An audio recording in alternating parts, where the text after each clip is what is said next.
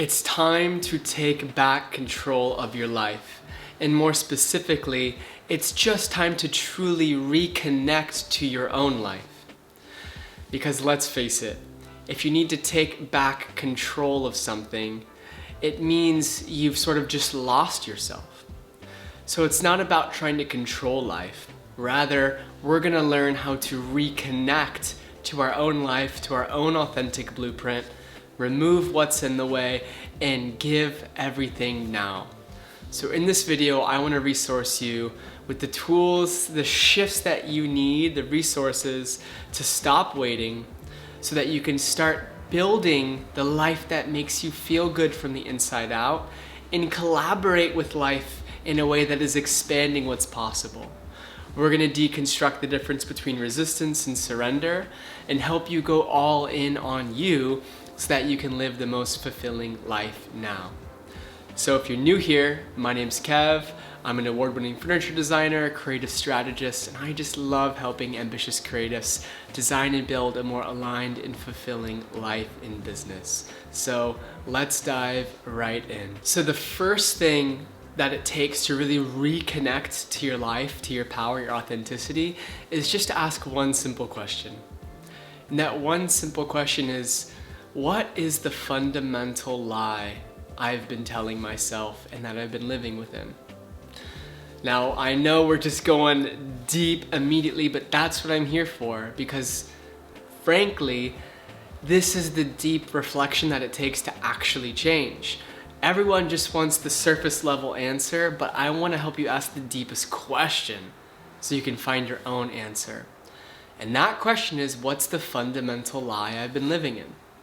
Whether that is, I'm not ready, I'm not good enough, I'm not worthy enough, I'll never be that way, I don't have enough X, Y, and Z, you name it.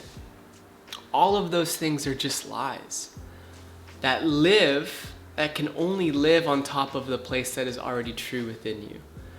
At some point, we've all gathered experiences that said we are less than, but you weren't born that way.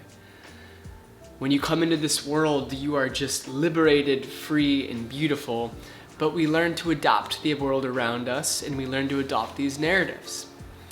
Especially the narrative of waiting, this sort of hopefulness or hopelessness, this sort of helplessness, this sort of one-day syndrome. So to really reconnect and take control over your life, we need to get really keen on what that fundamental lie is. For me, it was a mixture of them, but predominantly it's I'm not good enough. So if I believe that I'm not good enough, I'm probably just going to keep waiting until I do feel good enough one day, which never comes. I'm not going to, have that hard conversation. I'm not going to take that powerful step. I'm not going to really pursue curiosity to be seen in a bigger way because I don't believe I'm good enough.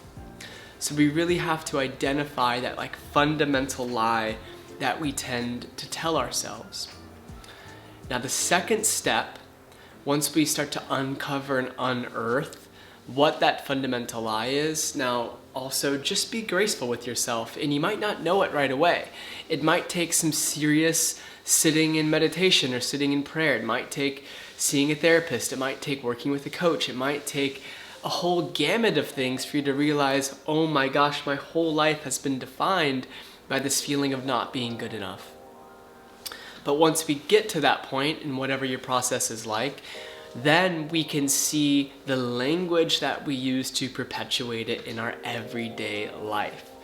So that can look a little bit like the phrases that say, I should, I would have, I could, I might, I never, I always, those types of things. Anytime we preface with those sort of words that have assumptions inside of them, that's where our underlying limitation is. So if I say, I can't do that, who says? You categorically can.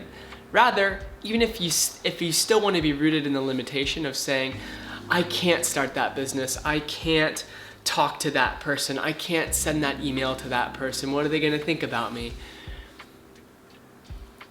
Rather, if you still are uncomfortable inside of that, you can still just say, I choose to not do that. Because quite frankly, it's a little scary. And it's okay to play with fear. But what we start to see when we see and observe our language and how we're so limited by it, we begin to see our resistances come up, right? Resistance basically says, I can't, right? Or I would have. But it's coming from a place of fear. So that word, I can't do that, really is about fear and about withholding your gifts to the world, really. Withholding your truth, withholding your presence, withholding your gifts. Not the stuff that's really going to comprise a beautiful life, right? But we all have to square up with the resistance and the fear that's underneath it. So when we start to use language that at least is a little bit more empowering and expresses agency, like, I choose to not meet that edge. I choose to not send that email to that person I'm inspired by because that currently is just too scary to think about. Great, at least you've taken ownership of it versus it being an unconscious, I can't. Well, why? At least choosing is, hey, I'm aware of my limitations. I'm self-aware enough to accept my shit, right? Now, when we start to see more of these stories, we really look to our language, we really start to see kind of how stupid and sort of bullshit a lot of it is. Very real, right? Like, has very real effects on the mind and the body, but not true. Like, you are absolutely good enough. You absolutely can send an email. No one's gonna shoot you if you do, type of thing, hopefully not. So we begin to sort of identify with a more curious approach to our own shortcomings and limitations. Why do I think I can't do that? Why do I think I should be more successful than I am? Why am I not fully accepting where I am because I could have done life differently up until this point? All of those things are just stories that are keeping us from fully being here and now, i.e.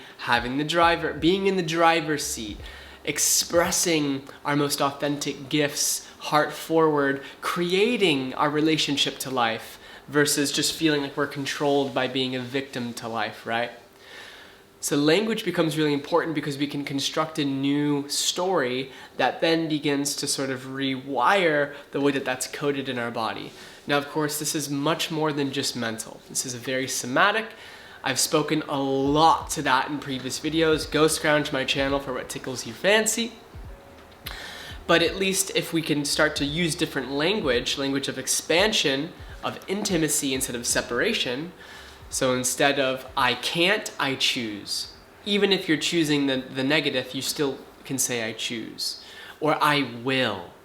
This kind of brings up the path from resistance to surrender. And surrender is actually a really necessary part of taking back control. It's kind of a paradox, right? But surrender is in acceptance and allowance for all that you can be and how life wants to move through you to be able to move through you.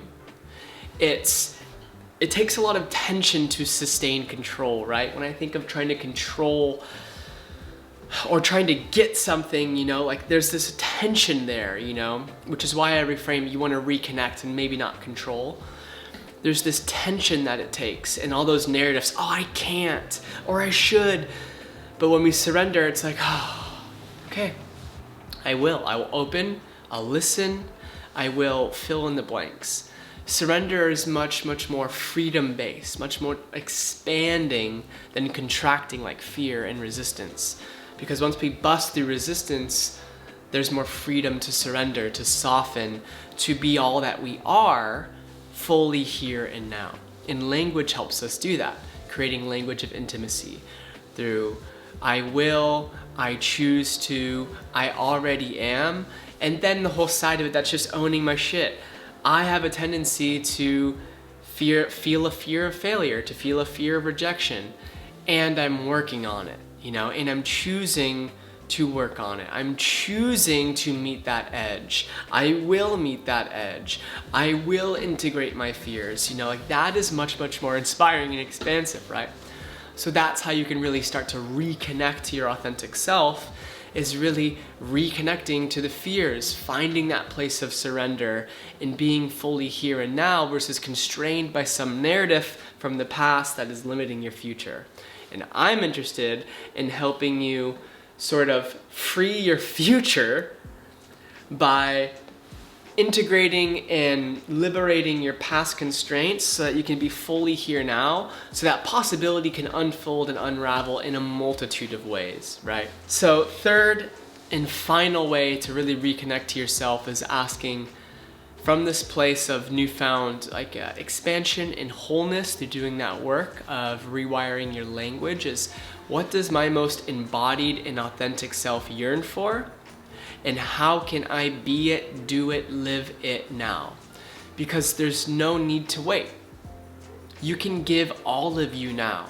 You might not have the resources, you might not have the network, you might not have whatever the heck it is that you think you need to do your thing, but that doesn't mean you can't start. That doesn't mean you can't open your heart more, have those conversations, try expressing yourself that way, start that business, have that conversation, try on those different pants, whatever it is. It means you can start giving all of you now, because it's less about what you give and more about how you give, more about how you do it, not what you do.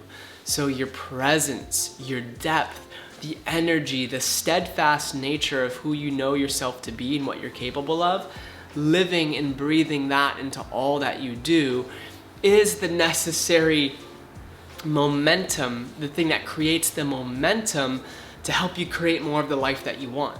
Because let's just face it, like, where has it gotten you being constrained by fear or trying to control your life, or not even knowing what your direction is in life, letting someone else control it, being stuck in those narratives? Where has that gotten you? On the flip side, what happens when we're more in surrender, when we're using language of connection and intimacy and expansion, and starting to really just open our hearts more to what's possible, to give our gifts, to really be that presence? That's going to create a much, much more curious and extraordinary life than what was just described prior. So the real key in taking back control of your life, one, is to let go of the need of control, but realize it's about creating a new relationship to life.